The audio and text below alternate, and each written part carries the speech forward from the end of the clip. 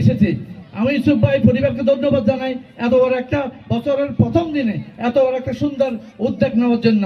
আশা রাখবো প্রত্যেক বছর প্রত্যেক সময় আমি দেখি ইউসুফ ভাইয়ের মৃত্যুর পর থেকে ওনার পরিবার প্রতিটা মানুষের আমাদের এলাকার বাইরেও পড়ালেখা করার জন্য কেউ যদি কোনো সহযোগিতা চায় তাই করেন চিকিৎসা ক্ষেত্রে, এবং তার ফাউন্ডেশন থেকে কোনো মহিলা যদি বিয়ে দিতে হয় সেখান থেকে উনি দান করে দেখেন। এখনো কাউকে কোনো অভাবও বলে না যে দিতে পারবো না, দেয় নাই।